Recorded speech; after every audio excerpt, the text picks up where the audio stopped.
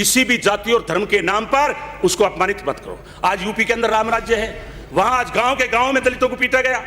इसलिए मैं आग्रह करता हूं कि जो भी अपराध करेगा वो दबंग जाति का होगा, 2 मिनट में और दबंग जाति का नेता ही यहाँ पावरफुल होगा, तो फिर आखिर उस अपराधी को कौन पकड़ेगा। इसलिए मैं हाथ जोड़ के निवेदन करता हूं, हमें आप कुछ मत दो, लेकिन हमें बराबर का सम्मान दे दीजिए, ताकि हमारे देश की तरक्की हो और विश्व में जो हमारा असामाजिकता का जो कलंक लगा हुआ है, इस हम कलंक को मिटा सके। लेकिन अभी तक आपका प्रचार का मुद्दा होना चाहिए गांव में कि मेरे सवर्ण जात के भाइयों, ये दलित हमारा भाई है, इसने कभी देश के प्रति विद्रोह नहीं किया, कभी भीखा रहा तो विद्रोह नहीं किया, हमारे घरों में ये काम करने वाले लोग, हमारी सफाई करने वाले लोग, और हम इसके साथ छुआछूत कर रहे हैं। इसलिए मैं निवेदन करना चाहता हूं सभापति महोदय कि अगर हमें देश को विकास की ओर ले जाना है तो बाबा साहब ने एक कहा है, वे धन्य हैं जो अनुभव करते हैं कि जिन लोगों में हमारा जन्म हुआ है उनका उद्धार करना हमारा कर्तव्य है। धन्य है वे जो गुलामी का खात्मा करने के लिए सब कुछ न्यौछावर करते हैं, और धन्य वे हैं जो सुख और दुख, मान और सम्मान,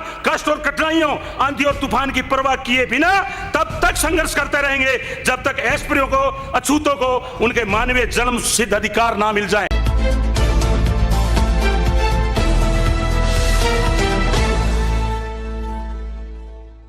आज़ादी के बाद जो संविधान बना, क्योंकि उससे पहले राजतंत्र था और हम सभी अंग्रेज़ों के गुलाम थे। बाबा साहब ने जो संविधान बनाया, इसमें यह शर्त रखी कि हमारे देश में विभिन्न जातियां हैं और विभिन्न धर्मों के लोग रहते हैं। उसमें जो जाति और जनजाति, अनुसूचित जाति जो गांव में रहती थी उनको अनुजाति का दर्जा दिया गया, और जनजाति वो की जंगलों में रहती थी। लेकिन मैं अभी जो देखता हूं, और बाबा साहब ने अपनी पुस्तकों में भी लिखा है कि जनजाति के साथ में इतना अस्पृश्यता का व्यवहार नहीं होता था, छुआछूत का व्यवहार नहीं होता था। जाति जो है अनुसूचित जाति, उसके साथ छुआछूत का व्यवहार था। ये कोई गरीब उन्मूलन प्रोग्राम नहीं था।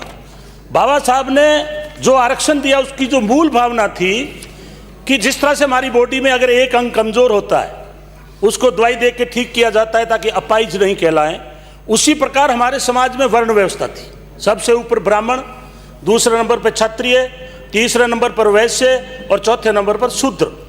तीनों का भार हमारे ऊपर था। तो बाबा साहब ने कहा था कि अगर आपको इस देश को विकास करना है तो इस खड़ी लाइन को पड़ी लाइन कर दो, सबको समानता का दर्जा दे दो, हमारे देश को कोई विकास से रोक नहीं पाएगा। उसी भावना के अनुरूप कांग्रेस ने बाबा साहब के संविधान को मान्यता दी। वो जब इनक्लोज लिखते थे संविधान का तो वल्लभ भाई पटेल, नेहरू जी सब उसको स्वीकृति देते थे, संविधान बना। उस वक्त जिनका ये विवरण दे रहे हैं, इन लोगों का कोई लेना देना भी नहीं था। अभी ये बात भी आई कि गांधी जी का और उनका विवाद था, इस तरह की कोई बात नहीं थी। लेकिन बाबा साहब ने यह जरूर कहा था कि अगर हमारे देश को हम आज़ाद करवा रहे हैं, हम संविधान बना रहे हैं, तो इसके अंदर जो गरीब तबका है, जिसको हम अछूत समझ के बाहर रख रहे हैं, वो पशु की जिंदगी जीने के लिए मजबूर हैं, अगर उन्हें हमें बराबर लाना है तो हमें आरक्षण देने की आवश्यकता रहेगी। और उन्होंने ये कहा कि आरक्षण ये जब तक ही रहेगा जब तक इस देश में जाति व्यवस्था रहेगी। तो मेरा आपसे आग्रह है सभापति महोदय कि इस देश में सामाजिक समानता और आर्थिक समानता जब तक नहीं आएगी जब तक ये जो है आरक्षण जारी रहेगा। क्योंकि चाहे आज आरक्षण आज ही खत्म कर दे, आरक्षण के नाम पे हमें गाली बहुत पड़ती थी, लेकिन अब तो ठीक हो गया कि ओबीसी को 27% आरक्षण, 10% श्रमण जाति को आरक्षण, कुछ गाली कमजोर हो गई। लेकिन मैं आपसे आग्रह करना चाहता हूं कि यदि आप इस देश को विकास की ओर ले जाना चाहते हो तो हमारे धर्म को सबसे पहले, जो हमारे समाज के ऊपर ये छुआछूत का कलंक है, इस कलंक को हमें खत्म करना पड़ेगा। छुआछूत हम तो करते नहीं, इसलिए हम चाहते हैं कि जिन्होंने ये गलती की है ये सुधार उनको करना चाहिए।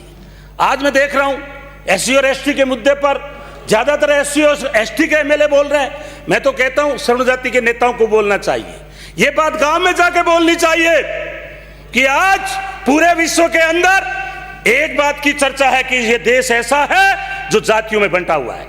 ये आजादी से पहले मुगल आए, उनसे पहले तुगलक आए, उससे पहले गुलाम वंश आया, उससे पहले मीर कासिम आया।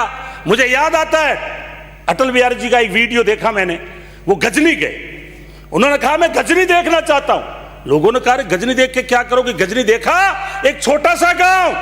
तो अटल बिहारी जी ने कहा कि मैं गजनी इसलिए देखना चाहता हूं कि गजनी बदमाश साथ में 10-20 असामाजिक तत्व लेकर 16 बार सोमनाथ के मंदिर को लूट गया।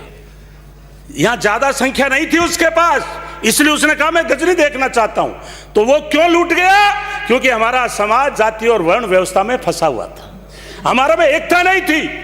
इसलिए जो हमारे जैसे लोग थे, हम लोगों को हथियार की ट्रेनिंग नहीं थी। बंदूक कौन उठाएगा? क्षत्रिय उठाएगा।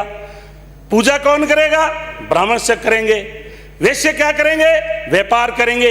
उस फूट का फायदा उठा करके और एक छोटा सा आदमी हमारे सोमनाथ मंदिर को लूट के और हमारी मूर्तियां तोड़ करके सोने और चांदी को खच्चर भर के अफगानिस्तान ले गया। ये मैं नहीं कह रहा हूं, ये अटल बिहारी वाजपेयी जी का वीडियो है। इसलिए हमें समझना चाहिए, चाहे महान पुरुष चाहे बीजेपी में रहा हो चाहे कांग्रेस में रहा हो, हम सबका सम्मान करते हैं। इसलिए मैं निवेदन करना चाहता हूं कि इस सामाजिक अस्पृश्यता का हम अपमान सहन करते हैं। हम कहीं भी जाते हैं, अगर हम ये कह दें हम हिंदू है, वो संतुष्ट नहीं होगा जब तक हम जाति नहीं बताएंगे। क्या प्यार बोलते तो ठीक हो, फिर कहेंगे जाति क्या है, तो फिर ये बात कहेंगे आपने इस जाति में कैसे जन्म हो गया। ये हमें बहुत पीड़ा है सभापति महोदय। और ये बात मैं कहता हूं, इस देश में नेता बहुत है, इस देश में नीति बहुत है, कमी है तो नीयत की है। अगर किसी आदमी की नीयत ठीक हो जाए शासन करने वालों की, तो ये कोई बात लंबी नहीं चल सकती। क्योंकि डॉक्टर अंबेडकर ने कहा था संविधान बड़ा है, लिखित है, पूरे विश्व में प्रशंसा होती है आज भी, लेकिन अगर संविधान को चलाने वाले लोग, सत्ता में बैठने वाले लोग अगर इस संविधान को ठीक तरह से नहीं चलाएंगे तो ये संविधान गलत कहलाएगा, गंदा कहलाएगा। इसलिए मैं आपसे निवेदन कर रहा हूं कि यदि आप लोग हमें आरक्षण दे रखा है, लेकिन अगर शासन चलाने वाले ठीक नहीं होंगे तो आरक्षण पूर्ण रूप से लागू नहीं होगा। और जब तक हमारी सामाजिक और आर्थिक स्थिति ठीक नहीं होगी तो हम कभी रोड मांगेंगे, कभी हम स्कूल मांगेंगे, फैक्ट्रियों की दौड़ में तो हम है ही नहीं।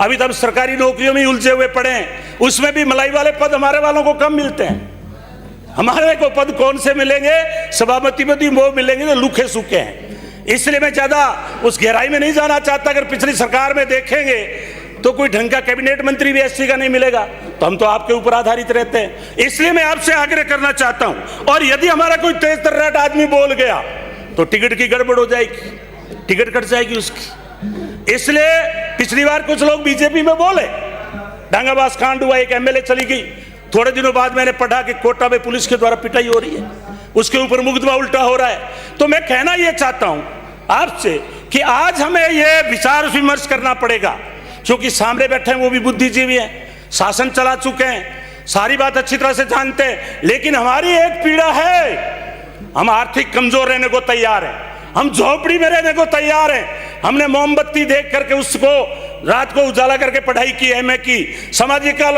हॉस्टलों में रहे, हमें कोई दर्द नहीं, हमें लुखी सो की रोटी मिली। आज भी हमारा बच्चा जो समाज कल्याण हॉस्टल में रह रहा है उसको कोई किसी तरह की बड़ी सुविधा नहीं है। हम जब हॉस्टल में जाते हैं, गद्दे पुराने हैं, चद्दर मेली पड़ी है, आटे में इलिया पड़ी है, सब्जी आती है उसमें भी आधा सुपरडेंट माल बढ़ा जाता है। इसलिए बहुत सारी बातें हैं, वो परिस्थिति हम झेलने को तैयार हैं। पानी एक समय था कि 2-2 किलोमीटर से लाके पीते थे, लेकिन आज मैं कहना चाहता हूं सभापति महोदय कि अगर हम 200 आदमी ये सोच लें कि हमारे देश में समानता हो, जाति के नाम पे किसी को अपमानित ना किया जाता हो, जाति के नाम पर के ऊपर से पानी नहीं पिलाया जाता हो। जब मैं नोखा में गया सभापति महोदय, मेरे से जो पहले एमएलए थे उनको खाने के बर्तन साथ में रखने पड़ते थे, उनको पानी का लोटा साथ में रखना पड़ता था। मैं तो कहता हूं एक दिन अछूत बन के हमारी तरह आप जी के देखो, ताकि आपको भी एहसास हो कि अछूत का जीवन क्या है। इसलिए मैं आपसे आग्रह करना चाहता हूं सभापति महोदय कि मैं ना आपसे धन की मांग कर रहा हूं, वो जो सुविधा है सभी आप इस संविधान के अंदर वो दें। मैं तो आपसे एक ही मांग कर रहा हूं, हमें आत्म सम्मान चाहिए। आप जाति के नाम पर हमें नीचा मत समझिए, इससे ये आपके भी देश में कलंक लगा हुआ है। अगर इस कलंक को जल्दी से जल्दी जितना मिटाओगे उतना ही आप विश्व में जो है बराबर का दर्जा प्राप्त करेंगे। क्योंकि आज आप विश्व शक्ति कहलाते हो, आप विश्व गुरु कहलाते हो, बड़ी बड़ी हम बात करते हैं, लेकिन डॉक्टर ने कहा था और उससे पहले उन्हें गुरु ने कहा था कि शिक्षा के बगैर कुछ भी नहीं है। शिक्षा एक शेरनी का दूध है। आज आईएएस बने बैठे हैं, आज सभापति महोदय आप बैठे हैं, हमारे प्रतिपक्ष के नेता बैठे हैं। अगर हम एजुकेटेड नहीं होते, हम किताबें नहीं पढ़ते, हमें ज्ञान प्राप्त नहीं होता। इसलिए हम अंधविश्वास की तरफ बदले जाइए। आज पूरे देश का पिछले 5 साल में माहौल खराब है।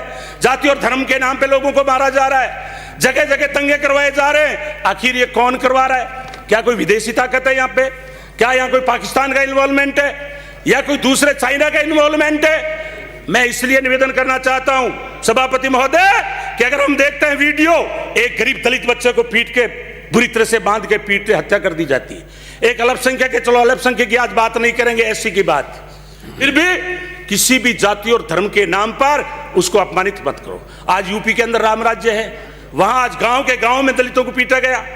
इसलिए मैं आग्रह करता हूं कि जो भी अपराध करेगा वो दबंग जाति का होगा। 2 मिनट में और दबंग जाति का नेता ही यहाँ पावरफुल होगा, तो फिर आखिर उस अपराधी को कौन पकड़ेगा?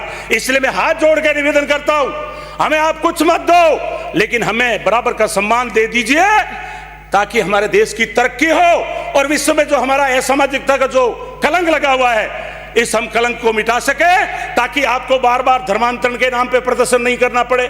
एक आदमी की क्या औकात कि ईसाई धर्म के नाम पे वो धर्मांतरण करा रहा है? देश हमारा है, हम लोग देश के हैं। इसलिए आप यहाँ, चूंकि आपको मीडिया में खबर बनानी है, उसकी बजाय एक प्रभावशाली आदमी अगर उस गरीब को इज्जत देगा, वो आदमी धर्म परिवर्तन नहीं करेगा। मैं एक उदाहरण दे के बैठूंगा। मेरे एक बेगवाल अलादीन बन गया, मुसलमान धर्म परिवर्तन कर लिया। मैं गया, मेरे मामा लगता था, मैंने कहा मामा, छगना राम नाम था, थोड़े दिन पहले की बात है, कोई 10-20 साल पहले। मैंने कहा आप अलादीन कैसे बने? उन्होंने कहा गोविंद राम, मेरे पे 20,000 रुपया कर्जा था, मैं किसी के पास जाता हूं बढ़िया उधार नहीं देता, किसी के पास जाता हूं उधार पैसा नहीं देता, किसी के पास जाता हूं कि पानी पिला तो जाति पहले पूछते हैं। आज मैं अलादीन बन गया हूं, मस्जिद में बैठा हूं, चारों तरफ से आराम से मेरे को नॉन वेज बकरे बढ़िया बढ़िया काट के खिलाते हैं, अच्छी मेरी सेवा करते हैं, मौलवी जी कह के मेरे को बतलाते हैं। मेरे तो कलंक मिट गया छुआछूत का। इसलिए मैं निवेदन करना चाहता हूं कि गरीब आदमी, गरीब जातियां, हम गरीबी से पीड़ित नहीं है, लेकिन आप जो अपमान करते हो, छुआछूत करते हो गांव में, हम उससे पीड़ित हैं। मैं ये नहीं कहता कि जो माननीय सदस्य बैठे आपकी भावना गलत है, लेकिन अभी तक आपका प्रचार का मुद्दा होना चाहिए गांव में कि मेरे सवर्ण जात के भाइयों, ये दलित हमारा भाई है, इसने कभी देश के प्रति विद्रोह नहीं किया, कभी भीखा रहा तो विद्रोह नहीं किया।